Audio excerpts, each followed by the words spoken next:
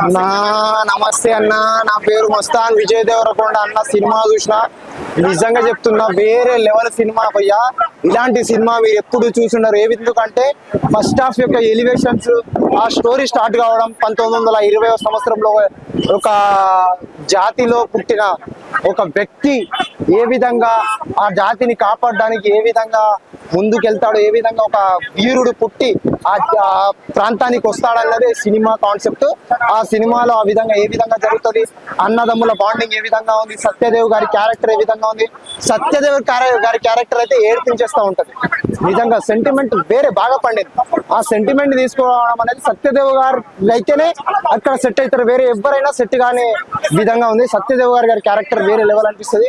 ఆ సత్యదేవ్ గారి క్యారెక్టర్ కానీ, ఆ విజయ్ దేవరకొండ గారి క్యారెక్టర్ కానీ, ఆ ఎలివేషన్స్ కానీ, ఆ ఇంటర్వెల్ సీన్ కానీ గుండెని టచ్ చేస్తూ ఉంటది, గుండెలో పిండేస్తూ ఉంటది. ఆ సత్యదేవ్ గారు చనిపోయినప్పుడు ఆ యొక్క సీన్స్ ఉంటాయి. ఆ సీన్స్ అయితే కన్నీళ్లు తెప్పిస్తూ ఉంటాయి.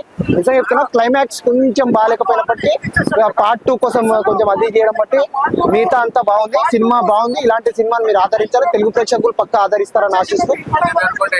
విజయ్ దేవరకొండ గారి యాక్టింగ్ వేరే లెవెల్ గా ఉంది. ఆయన 10/10 ఇవ్వచ్చు ఆయనకు రేటింగ్.